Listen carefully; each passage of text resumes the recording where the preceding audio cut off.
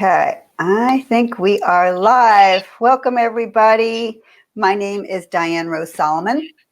I am the founder of Animal Magic Films. Here we go. And thank you for joining us for the 19th interview of the Science and Magic of the Human-Animal Bond interview series. We will be exploring many of the ways that animals help people and people help animals. It's what I call a both and conversation where we all benefit from this bond. I know I've benefited immensely from my relationship with my pets and from a surprise therapy dog visit in the hospital years ago. I also experienced great joy watching other people heal from their interactions with animals. And I'm also in awe of non-companion animals like wild animals, farm animals, and more. So be sure to like this video and subscribe on YouTube and join our Facebook group, The Science and Magic of the Human-Animal Bond. But now we get to hear from you, people who are making our relationships with our pets, our communities, and with the natural environment just a little bit better. So please welcome my guest today, the founder of Guardians of the Wolves, Lori Wynn. Welcome, Lori.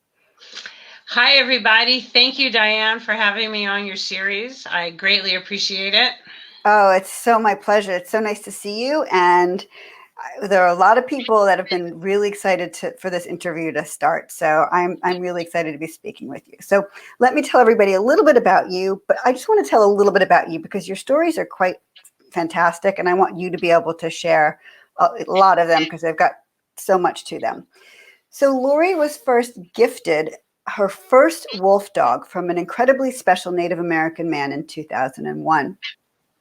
One wolf dog led eventually to 4 wolf dogs and also led to her deep passion for wolves. One of these dogs became an ambassador for wolves named Sage, and now we're going to learn more about other ambassador wolves while we speak with Lori. And before Sage, she had a black-faced wolf dog named Lobo, and he was awesome. And then when he was 2, she got Sage for him as a companion, and then Lobo passed away 6 years later. And that's when the bond between Sage and Lori happened. So there's a lot more to the story and why Sage was needed as an ambassador. But I think it'll be a lot more interesting for you to tell the story about what happened starting back in 2001 in Mount Shasta, California. You want to tell us what happened? So it was in 2011, actually. Oh, 2011. Yeah. There was the first wolf sighting in the Shasta-Lassen area. So at this point, California had not seen any wolves at all in approximately 87 years. Wow.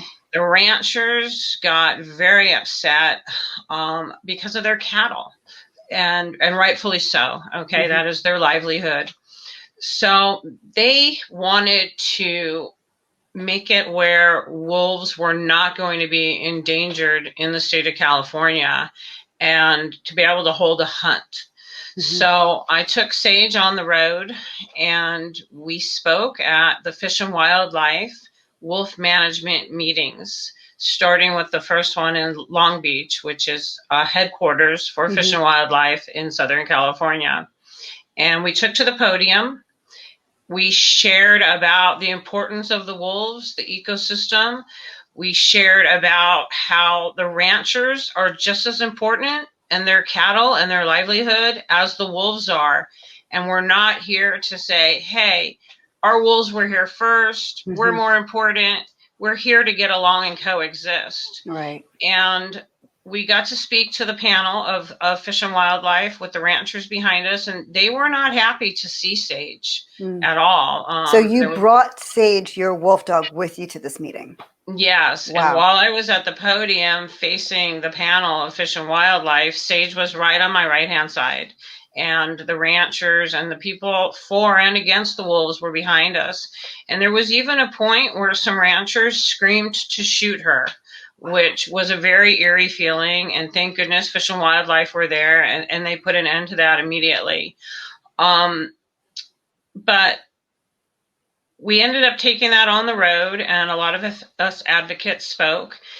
And eventually the first wolf came. Well, that was the first wolf, but eventually another wolf came in from Oregon, and he was known to be OR7. And the following year, he found a mate, and they bred, and they were to be called the Shasta Pack, which was technically the first pack of wolves in California in almost 100 years. I believe it is approximately 87 years. So because of that, I decided that I wanted to work with the ranchers on a one-on-one level, because I was being invited into Facebook groups in the Lassen and Plumas, Shasta area. And they were saying things like shoot on sight, and they were going to kill these wolves and whatnot.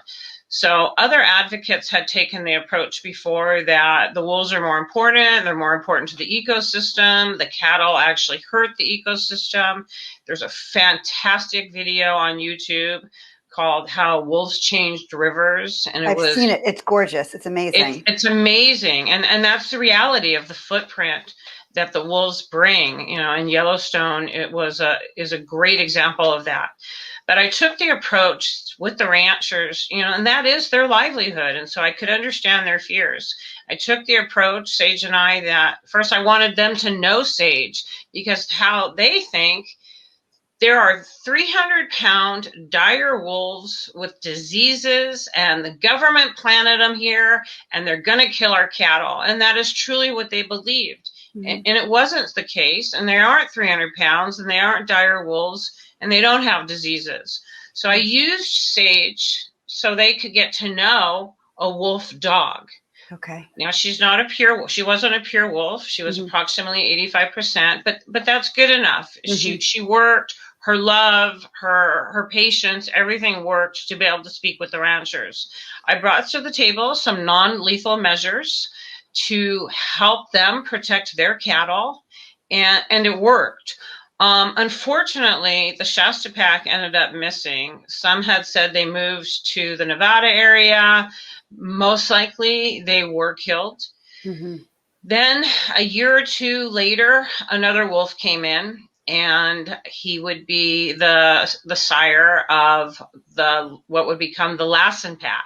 So right now we have, I believe, about 9 wolves. I believe we're having 2 litters of puppies right now. There is the male that sired 2 litters this year. I spoke to a wolf biologist a couple of months ago about this, and the pack is growing. So that we could have maybe 15, 16, 17 wolves, wild wolves in the Plumas area, known as the Lassen Pack. There's also, which is very exciting, a lone wolf came in. We're not sure from where. He was seen around the Sacramento area, and then he was spotted in sort of the Central Valley area. Then he cruised up to Yosemite. He's been all over sightseeing, I guess. And now he's in San Luis Obispo. Wow. He is collared. He hasn't been seen in a couple weeks, but we are hopeful that he is still in the San Luis Obispo County, and that hopefully he's going to find a female, and there could possibly be a second pack. That would be really cool. So I want to go back a little bit because the story is amazing. I have so many questions as a result of the story. But my first one is so this person gifted you this wolf dog back in 2011. It was 2011? No, that was 2001. That was, yes. Okay, 2001.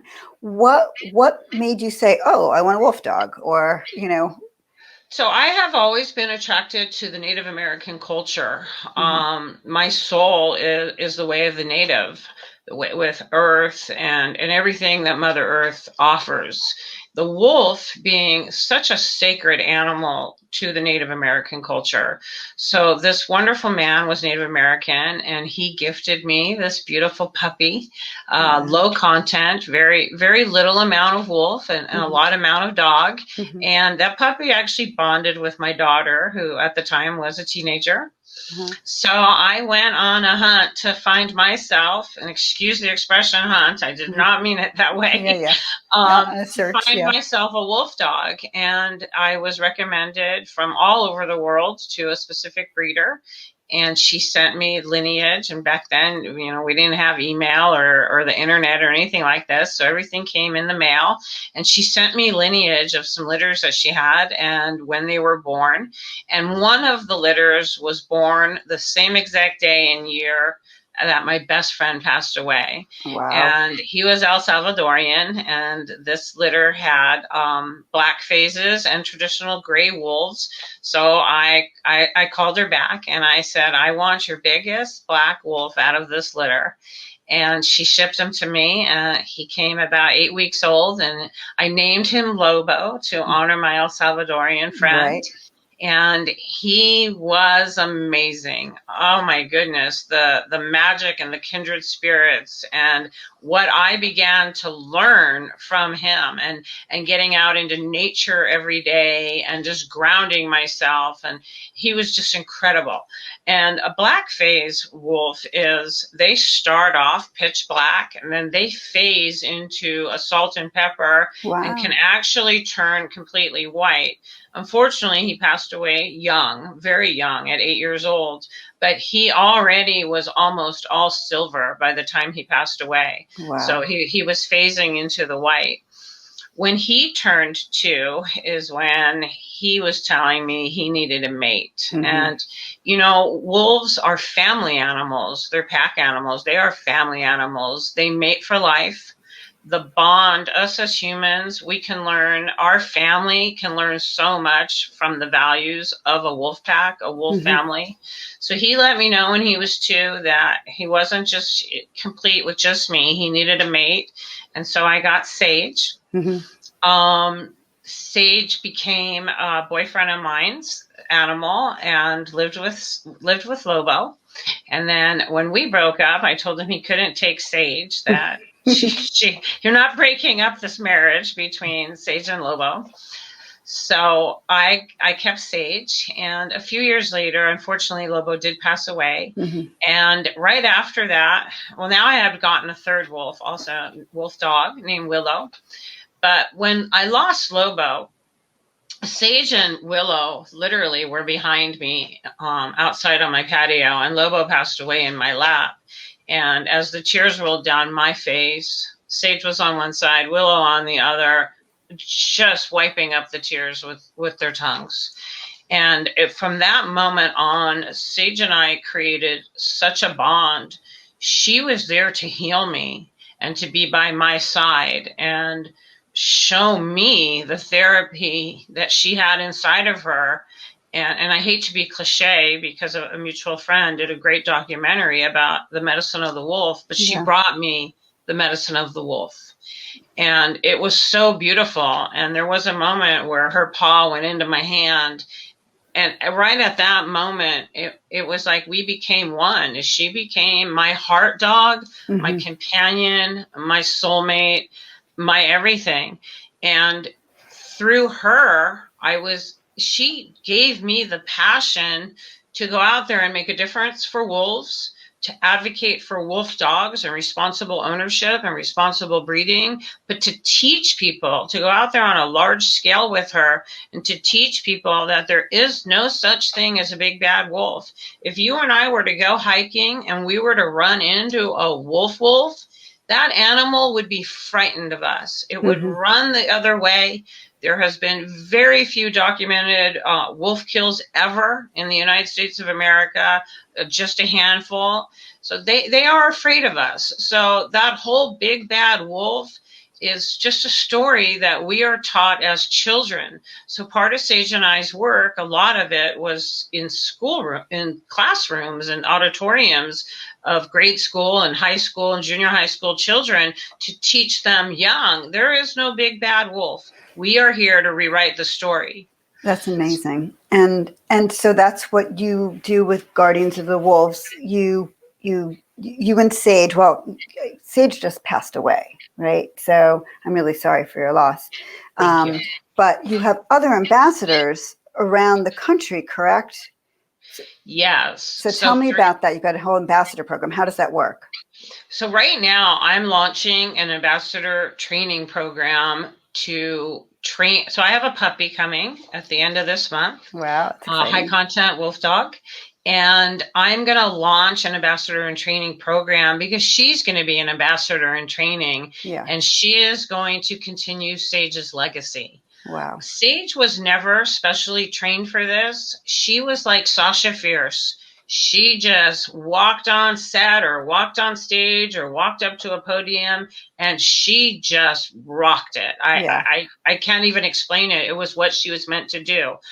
Because of my passion and my love for her and the wolves in the wild, she inspired me to create Guardians of the Wolves. It was all about her. And so everything moving forward is about her legacy and continuing her work, because she's the one that made the difference. I was just her guardian.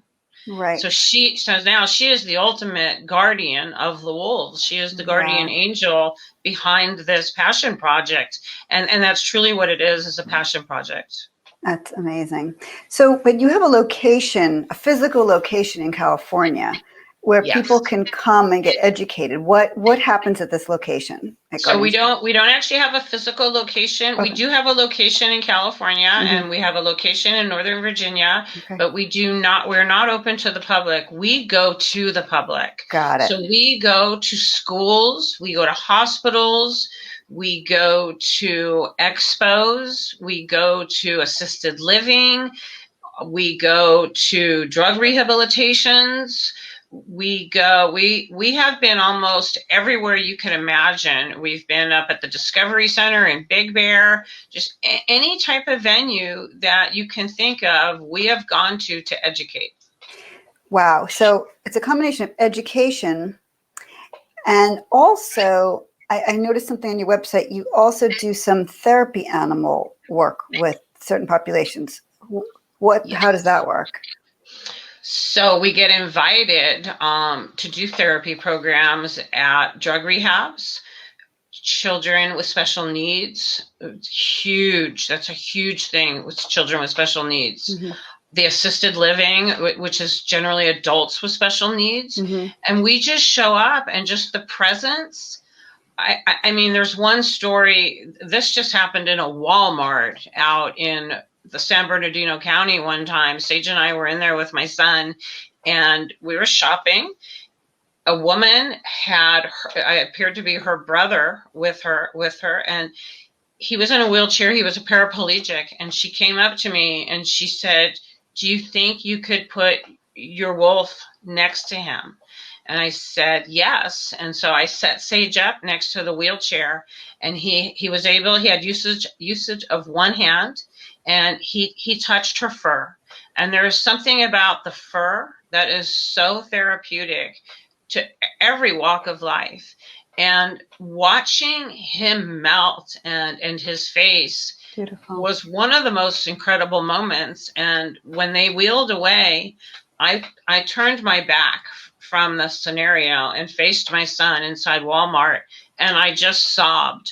I just, being able to provide that for just a second was so beautiful and impacted me so much, and just made me want to do this more and go to places where we have the opportunity to do this other than Walmart. So, okay, so this is amazing. And I get it too, because, it sounds like what we know is animal therapy, which is traditionally with dogs or cats or llamas or horses or whatever. But then there's this whole nother experience that people can have with wolves, or wolf dogs. It's really quite amazing. So Sage was an ambassador, or the ambassador. Are there other ambassador wolf dogs? Yes. So we did a lot of work with Ambassador Journey. He is possibly the most famous ambassador in the world. And then Sage just below him. He has a huge following. He got Sage into film and movie work and whatnot. And he is an incredible animal. So Sage and Journey, they met at a beach party one time. It was just incredible. They touched noses, they kissed. They look very similar. They were just boyfriend and girlfriend right off the bat. So we have done a ton of work with Ambassador Journey. There's other Ambassador Wolfdogs in the California area that we have worked with. Ambassador Novi, Ambassador Teddy. There are some ambassadors everywhere. So when I get work now that I'm in Virginia for, say, the Los Angeles area, I call on one of those ambassadors there, and they go and do the work. So let's go back a couple of conversations, because something that you shared was really important, which is, you know, wanting to make sure that the wolves are seen by the ranchers and everybody, like I should say, working with the ranchers so that there's a positive solution that makes everybody happy. So that you've done this already successfully with a few groups in California. Correct. How can this become more, how can these conversations become more ubiquitous so that more of these ranching communities can, you know, can have the same experience, same positive experience as the ranchers in California that have already connected with you? So that's something that Guardians of the Wolves is working on right now. As you probably know, they passed a bill in the last election to reintroduce the gray wolf to Colorado and the Northern Rockies, and the ranchers are afraid.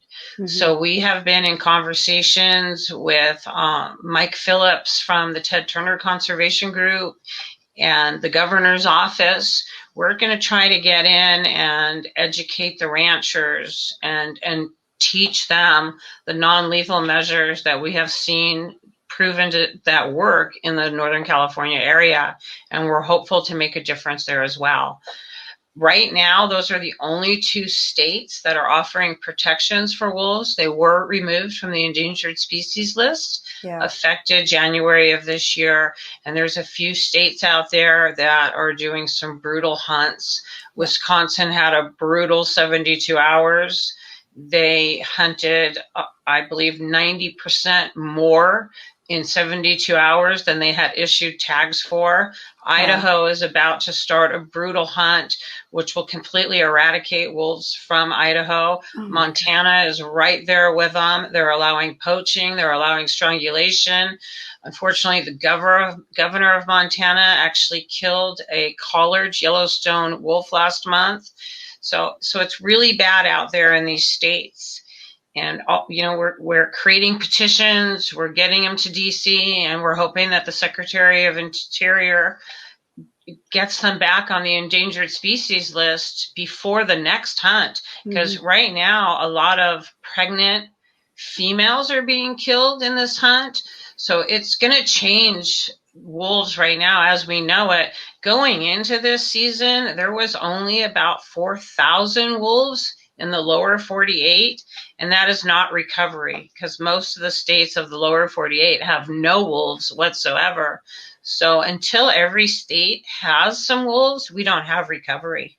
Yeah, no, it's heartbreaking. And what I would like to do, if you want to forward any of the petitions to me when we're done, I'll be sure to share them with my community.